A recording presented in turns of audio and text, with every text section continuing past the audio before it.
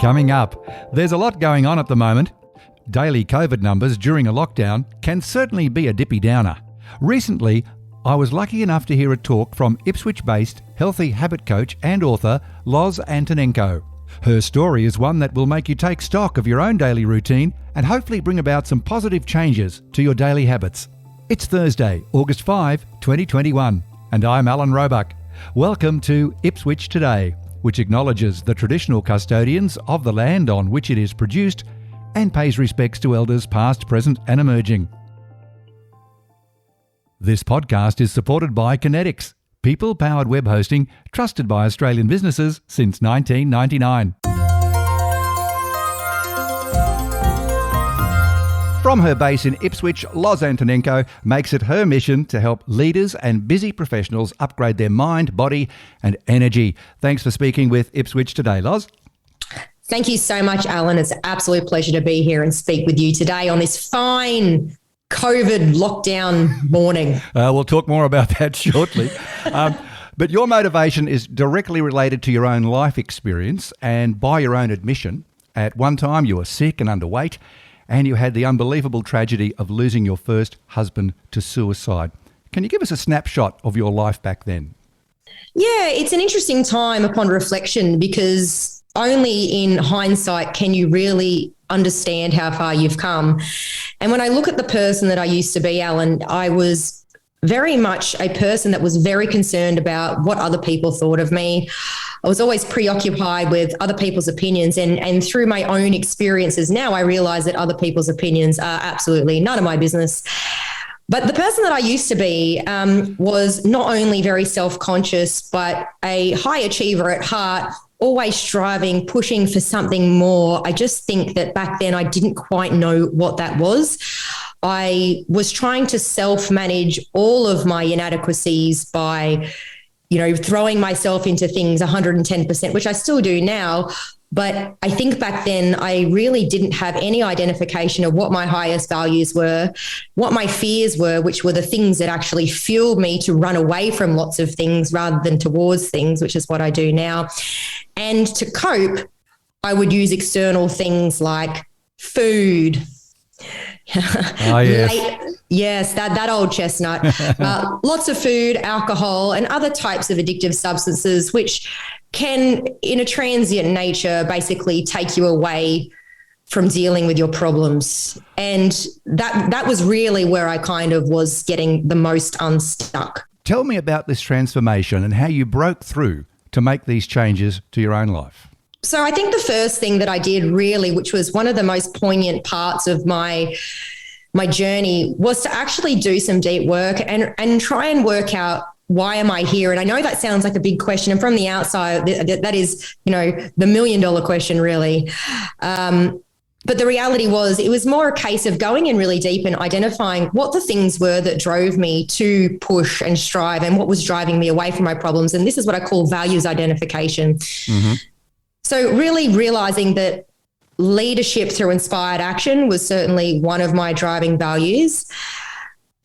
Making sure that the daily choices that I was making were in alignment with creating a lifelong, success strategy to live a long time and serve as a mission to other people. And to realize that my self-development was actually through conscious connection, which means that I don't just go diving deep for the purpose of that, to say, hey, I do Tony Robbins, et cetera, but more a case of, I want to connect with other people and learn from other people, because success leaves clues, yeah? Well, success breeds success, doesn't it? It does, and you become the average of the 5 people that you hang around the most. And when I started realizing those things, the first step that I actually took, and this may seem very foreign to a lot of people, but in order to help manage the subjectivity of being so emotionally torn, because, I had such an eventful time go on in my life, a lot of really catastrophic emotional things happen in a very short period of time. The one thing that I thought that I could do was, how can I measure progress without having to overthink it? And I actually went to the gym. And prior to that, I'd been dabbling in the gym. I bought active wear and I would just sort of go thinking that would be A cool thing to do. As you do. And I would go on the treadmill, et cetera. But at the end of the day, I figured that if I could start with 1 kilo dumbbells and progress from 1 to 2 and then 2 to 3 and 3 upwards, then in some linear fashion, I was progressing without having to think about it. And over a period of time, that single habit of just going to the gym, showing up every day, dealing with the emotional stuff when I needed to, and it was a lot to deal with for a long period of time, about 2.5 years. Wow. But every day I showed up and I went to the gym. And before I knew it, and 6 months deep into that journey, I looked at myself in the mirror and I realized that I had physically transformed because the internal alignment that I had was starting to manifest itself externally. And my next step, as part of that step, was to go, okay, well, what is this then? Now, what could I do with this newfound confidence? And that led me to this whole other stream of things that I could never have thought would have been possible, being the person I was when my husband passed away and, when I got sick. So it's interesting. It becomes a catalyst for change for all these things. And you play in this field of the wildest dreams that you just couldn't possibly imagine when you start to create really powerful habits. Your approach takes in more than one habit change. And obviously this is the beginning of your thought process. It's diet, exercise, mindfulness, and what you call the healthy habit pathway. Can you just expand on the healthy habit pathway?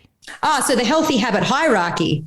So I've coined this blueprint, and it is a pathway. I have quite a few different pathways now, depending on the journey that people want to take. But what happened was I went from stuck and to what I call unstoppable, and that was a process of working out my why, which is my values, then optimizing what I was eating and realizing that a lot of the food that I was eating wasn't really serving me for a long life, that it was comfort eating. And then looking at the people that I was hanging around with and doing a bit of a social audit on consumption. And I call that menu.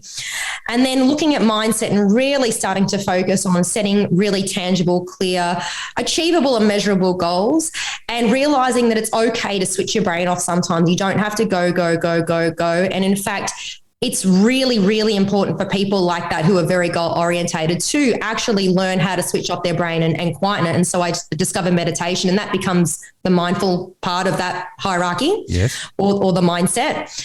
And then once those 3 things are in place, once you know why you want to change, once you're optimizing what you're fueling yourself with, both socially and nutritionally, and you're thinking straight and you're sitting really measurable and achievable goals, you can then actually exercise and create what I call mindful movement improvement, which means that your body is running far more optimally and your mind is just in tune with everything that matters. Your body will then respond accordingly. And I found that although I started with exercise as a way of measuring progress and dealing with grief, I really started to optimize my exercise and my movement after I got all those other M's in place. So the M there is movement. And then the last M, so the healthy habit hierarchy, by the way, which I probably should have mentioned, is based on 5 M's. Right. And the last M is mastery.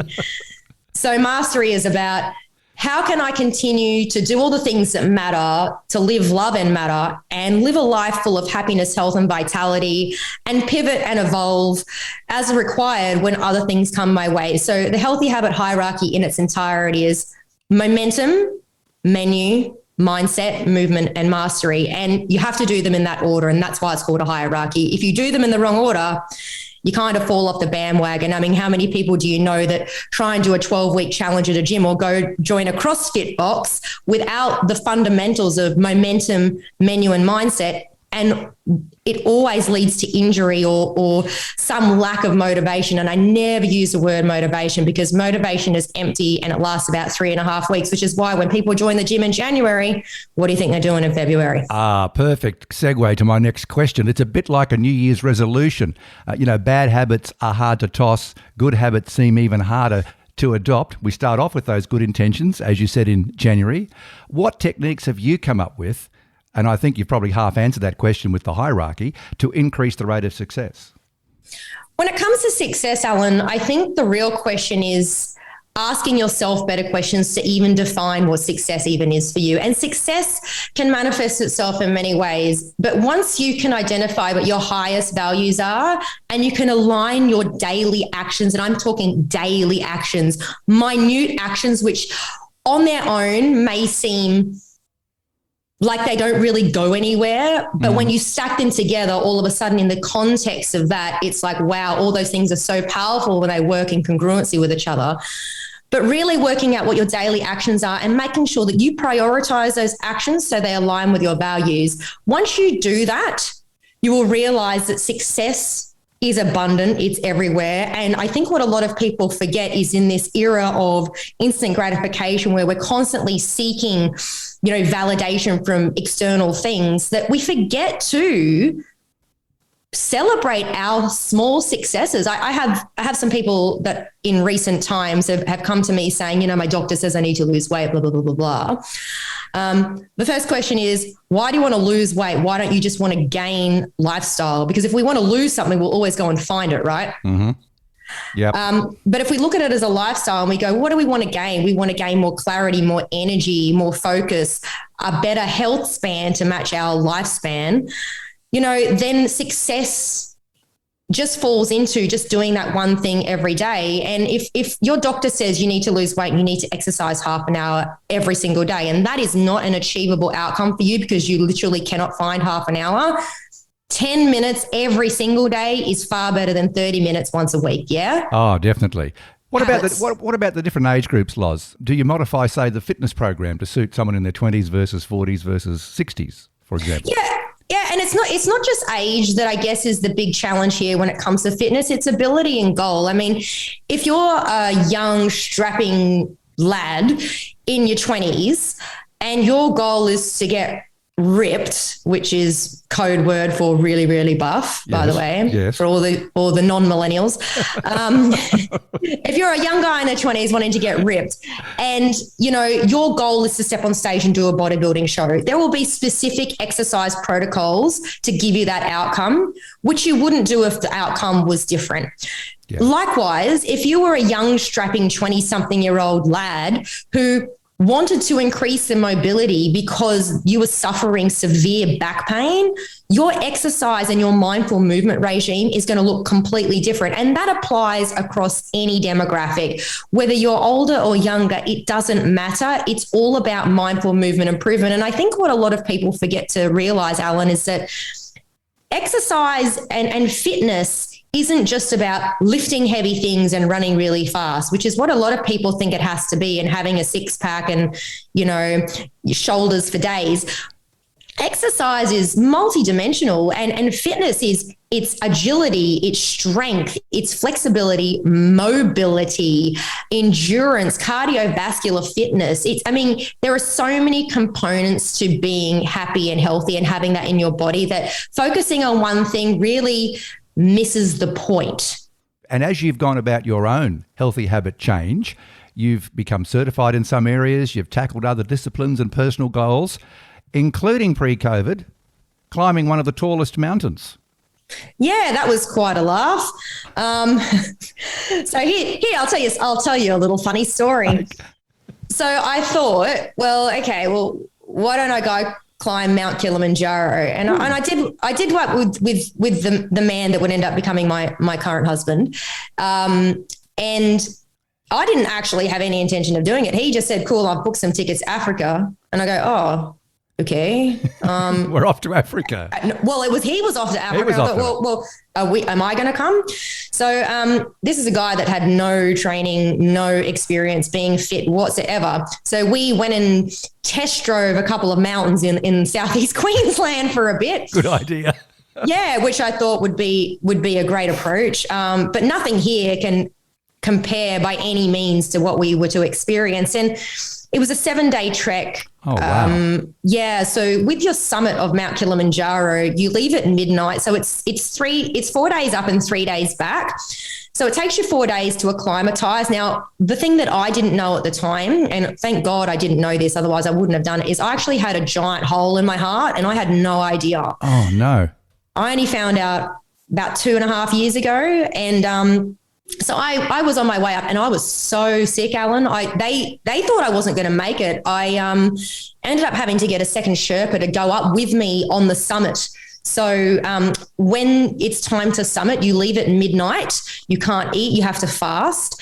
And it took, so on average, it takes people about 5.5 hours to summit. And so Mick, who is now my husband, he went up and he was fine. So he got up there before sunrise and he made it ahead of me. And it took me 7.5 hours, but I tell you what, I got the best photos because I got there up there at sunrise and my photos are amazing. And I actually caught him on his way back down. But that was one of the hardest physical, feats I have ever endured. And that taught me so much about my ability to be resilient and just to continue and push through. And he was surprised that I made it. But now knowing that I had a hole in my heart that whole time, which I've had repaired, I've had some surgery, I've had heart surgery. Gosh, what a scary thought. I could have had a stroke. Unbelievable, Loz. Unbelievable. You've mastered digital media on this journey, including your own podcast, The Healthy Habit Hot Seat. It began in June last year. Who and what topics have you covered in the last year? So many topics, very far and in between, anything from people and their spiritual journeys to, basic things which I've realized, which is that most people who are successful have very similar habits when it comes to morning routine. So on the Healthy Habit Hot Seat, I interview extraordinary humans from around the world and ask some questions about the daily intricacies of their habits because, as I said earlier, success leaves clues. And if somebody is living a successful life, whatever that is for them, if they're a gold medal athlete or a thought leader or, somebody that's just quite innovative in their field and leading the way, what I identified is that most of those people wake up and have moments of gratitude. They wake up and they're thankful for something, whether that's meditation, prayer, silence, affirmations, that's one thing. And also they all brush their teeth. How can you expect to become successful if you can't brush your friggin' teeth, guys? And I know that sounds basic, but brushing teeth and making beds, I love it. They're honestly very honest conversations that I've had with billionaires and anybody less than that. And it's, it's quite extraordinary when you break it down to something so basic and you realize in the context of things, it just comes down to daily habits. That's all it is. And it kickstarts your day in a healthy way. Just, basically brushing your teeth. Wow. And you're a poet and you didn't even know it. Look at you. Who was a standout guest since you've started the podcast? Yeah, that's a great question. And it's interesting because I've interviewed so many people and each in their own value system have added immense value to me. My favorite and my first, actually, the whole reason I have a podcast is because of a man called Dr. John Demartini. Now, Dr. Demartini was a contributor to a book called The Secret. He's the world's leading human behavioral specialist. He studied over like 300 ologies or something. He's intense, wow. But he's amazing. And the reason I have a podcast is actually I was following him. Well, let's rephrase. I was stalking him on social media, becoming a royal pain in the ass and commenting and everything. And I remember I was at my friend's house having some wine one afternoon, just enjoying, relaxing and talking absolute rubbish. And I told her, I said, you should go and check out Dr. John Demartini. We'd just come back from Tony Robbins, her and I. Mm-hmm. And I went onto social media to check, to show her. And there was a message in my inbox on Instagram from him saying, hey, I love what you do. There seems to be a lot of synergy. How can I help you? Let me know. And I literally just said, I want to interview you. And I'm thinking, I've never interviewed anybody in my entire life. I've never been on this side of a microphone. But what I did is I made friends with some journalists, learnt the art of great interviewing, bought a great professional kit and rocked up at the Hilton when he was in town next and interviewed him. And he was my first podcast guest. And that was all history then. So he would be definitely the standout for me. He's somebody that I admire. He's an amazing teacher. But then the next guest was Pete Evans. And that was quite interesting because it was such polarization between the two guests. Oh, yes. Pete at the time was going through a lot of public stuff, and he just had an interview on 60 Minutes. the notorious interview where, lots of things were exposed. And I just thought it was very interesting because he was also equally a very challenging guest to navigate around. And it taught me a lot about interviewing. So I guess both of those guys were quite fascinating for opposite reasons. But it's really hard to have a favourite, sorry. That's okay. It's like having children, you can't pick a favourite. Apparently. Yeah. Loz, we're recording this during a southeast Queensland lockdown. I'm hearing lots of conversations from people saying, is it really necessary? Well, we've just got to accept that it is, and not everyone's happy about it. Do you have any mechanisms to cope with the lockdown syndrome, as I call it? Yeah, look, I look at lockdown as an opportunity to grow and learn and maybe evolve your skill set to, and I hate the word pivot. Oh my God, it's the most overused word of the last 24 months, right? Or the new normal. Then it is the new normal, or unprecedented. Yes. Bloody hell. We've avoided those words up till now. We have, and I had to let that one slip in. That's all right. Look, what my theory on lockdown is, you know what? So be it. Life happens, and if you have the opinion that life happens for you, not to you, you will use lockdown to learn something about yourself. So from a personal level, lockdown has been quite an interesting journey for me. I run a bricks and mortar mobility equipment business, which is classified an essential service. So I have 27 people working for me across multiple businesses, and that business has had to pivot and evolve and adapt. But in terms of running a gym, not a gym, but fitness classes, we've had to go from face-to-face to online. And for a lot of people, that's been a huge problem for them. They feel like they're lacking motivation. But imagine if we'd gone into lockdown 10, 12 years ago before we had mechanisms like Zoom. Oh, I can't imagine how much worse it would have been. Absolutely. So, use it as a place. And you know what? I have learned so much about how to utilize technology and maximize it to connect with other people. And it will never replace face-to-face human contact. Totally. I get that. But there are so many amazing advantages of being at home. And maybe it's just a breath of fresh air that you could use to find some solitude, find some space to do some deep work, do those things that you've been putting off for bloody 3 years, go and read, sit, be still, or go and do what I do and go and work 13 hours a day and really go and make hay while the sun shines, because there is never a better time than this to have a lockdown, I tell you. Loz Antonenko, it's been an absolute pleasure to have a chat with you on the podcast. And you've got your own podcast. I'll put that in my show notes and also your website details. Thank you so much and all the best. Appreciate it. Thanks, Alan.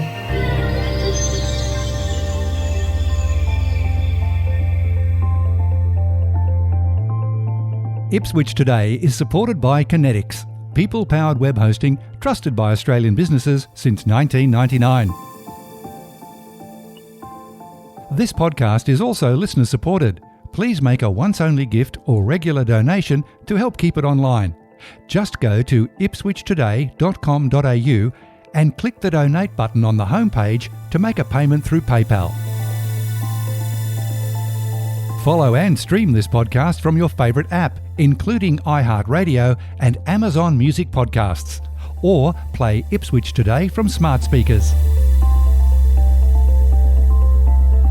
Music is supplied by Purple Planet Music. This is Alan Roebuck. Thank you for listening.